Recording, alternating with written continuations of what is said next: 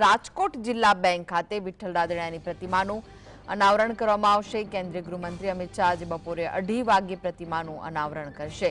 જિલ્લા બેંકને ફૂલોથી શણગારી તેમજ ચુસ્ત પોલીસ બંદોબસ્ત ગોઠવી દેવામાં આવ્યો છે। શહેરમાં અમિત શાહ અને જયેશ રાદડિયાના હોર્ડિંગ્સ લગાવવામાં આવ્યા છે। રાજકોટ અને મોરબીમાં સહકારી માળખું ઊભું કરવામાં વિઠ્ઠલ રાદડિયાનો ફાળો હતો।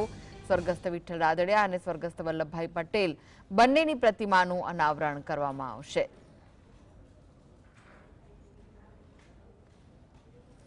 કેન્દ્રીય ગૃહ અને સહકાર મંત્રી અમિત શાહ આજે રાજકોટની મુલાકાતે છે, ત્યારે જે રાજકોટની જિલ્લા બેંક ખાતે તેઓ જે 2 પ્રતિમાનું અનાવરણ કરશે।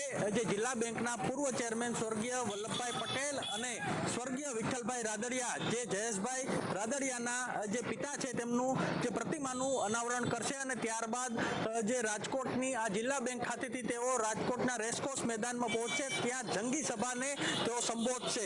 આ જે રેર ઓફ ધ રેર કેસમાં આવું થતું હોય છે કે કેન્દ્રીય સહકારી મંત્રી છે તેઓ રાજકોટની મુલાકાતે આવ્યા છે।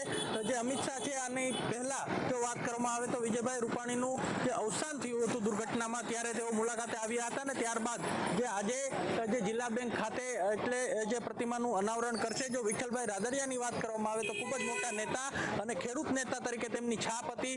જે ખેડૂતો માટે ઘણી બધી સહાય છે તેના કાર્યકાળમાં તેઓએ જાહેર કરી છે, એટલે ચોક્કસપણે તેઓ અહીં જે મીટિંગ થવાની છે તેમાં પણ તેઓ ભાગ લેશે અને ત્યારબાદ રેસકોર્સ મેદાન ખાતે તેઓ આવી પહોંચશે અને જનતાને સંબોધશે। બીજી તરફ વાત કરવામાં આવે તો અહીં જે મોટા પ્રમાણમાં જે કાફલો છે તે પોલીસનો ગોઠવી દેવામાં આવ્યો છે। કોઈ પણ પ્રકારનો અનિચ્છનીય બનાવ ન બને તે માટે જે ચાંપતો બંદોબસ્ત છે તે પણ પોલીસનો ગોઠવી દેવામાં આવ્યો છે, એટલે ચોક્કસપણે જે અનાવરણ કરીને ત્યારબાદ તેઓ રેસકોર્સ જંગી સભાને સંબોધશે। લકીરાજ ઝાલા, GSTV, રાજકોટ।